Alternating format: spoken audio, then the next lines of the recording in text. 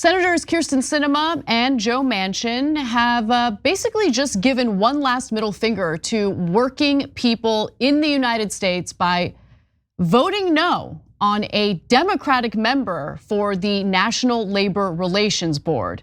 And by doing so, they prevented the Democrats from locking in a majority for the NLRB for the first 2 years of Donald Trump's term.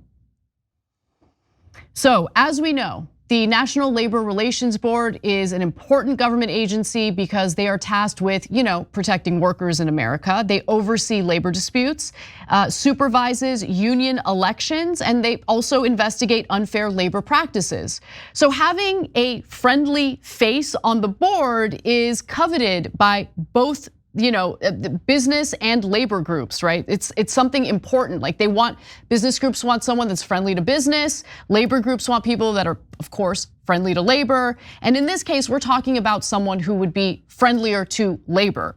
Now, this time, big business and corporate donors got their way, unfortunately. A vote to move ahead with the nomination of Lauren McFarren, who currently chairs the NLRB, failed 49-50. So with Sinema and Manchin voting no, it just makes this outcome very, very frustrating. So Sinema had actually skipped every single vote since November 21st, including several judicial nominations. But she made sure to come back for this specific vote in order to, She's an awful person. Anyway, had McFarren been confirmed again, it would have cemented Democrats' control of the agency's board until 2026. But now Trump will likely be able to nominate whoever he wants. Obviously, I would bet that he's probably gonna nominate someone who's more business friendly as a replacement. And in response to the vote, Chuck Schumer said this: "It is deeply disappointing, a direct attack on working people, and incredibly troubling that this highly qualified nominee with a proven track record of protecting workers' rights did not have the votes." Manchin said of the vote, "This is not a surprise to anyone." Yeah, well, that's true because we've always known what a terrible person you are. He revels in everyone knowing he's a terrible person. Anyway, and naturally business groups are also thrilled. So you have Kristen Swearingen, a vice president at Associated Builders and Contractors, a trade group, called McFarren's policies harmful and said the process to nominate her was flawed. Yeah. So there you have it. Sure.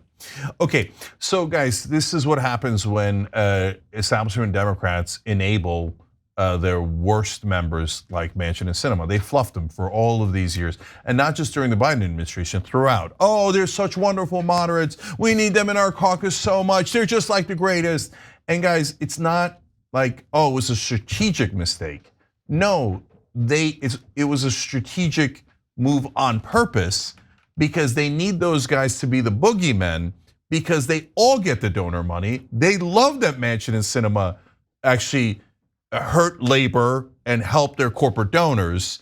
And so they're like, Chuck Schumer just realized that Joe Manchin's a corporate pig. Okay, no, he knew that all along and he loved it. And he's like, thank you, Joe, for taking it. And if you're saying, hey, Cenk, you're exaggerating, that come on, the pulverized Biden's bills and all the Democrats and Biden were in favor of it. He took out like 85% of the bills. Joe Biden, after signing the Inflation Reduction Act, gave the pen to Joe Manchin. It's so gross. And said, here you go, JoJo. Okay, that's his nickname for him, because he loves him so much, because he is Joe Manchin. We said all along that Joe Biden, and we're one of the few shows that said this, Joe Biden and Joe Manchin have always agreed on the same policies throughout their career, and they're playing good cop, bad cop here. Meanwhile, they're using the progressives like Bernie and Just Democrats and Progressive Caucus as honestly as suckers.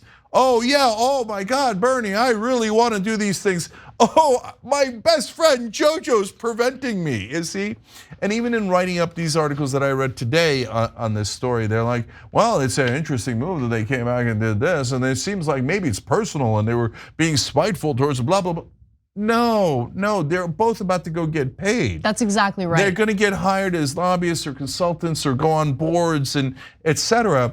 So their new bosses literally ordered them to go and hurt workers because that'll lower their costs. This is a return on investment. They gave them campaign contributions, and I guarantee you that they get hired by corporate America, who want to make sure that average workers get paid less. So they got exactly what they purchased, which is these two crooks who have always been crooks.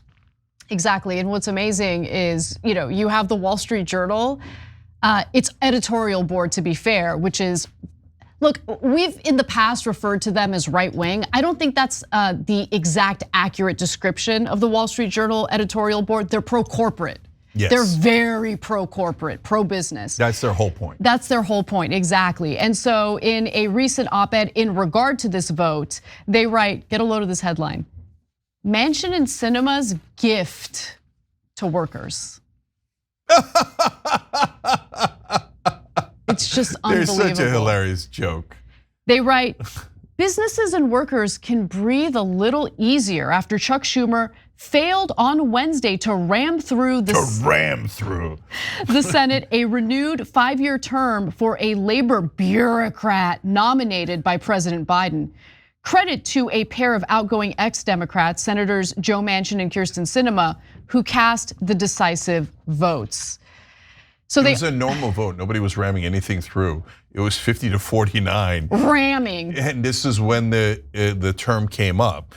Okay, but you see how they frame it. The only one getting a ramming are the American people and American workers, thanks to these disgusting, corrupt politicians. And the editorial board argued that confirming McFarren would perpetuate the NLRB's bias toward unions. It's called the National Labor Relations Board. And it's the one government agency workers can turn to if they've been wronged by their employer. If you want the National Corporate Relations Board.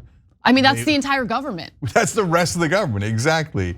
And they are biased towards corporations. But funny enough, and it's not just the editorial section of the Washington Post, I'm sorry, the Wall Street Journal, although most of mainstream media is like this. It's also in their articles. All the framing is, there was a strike and labor caused supply chain issues and labor caused this. Did it ever occur to you that maybe the executives who make 400 times what the average worker in those companies make caused the problem by not paying their workers? And apparently if you work at the Wall Street Journal or almost any mainstream media, that thought has never occurred to them. You always blame the workers. And if you're trying to help the workers, you're ramming through a bureaucratic bill, right? And if you're helping corporations, you're a job creator, you're doing wonderful things for small businesses.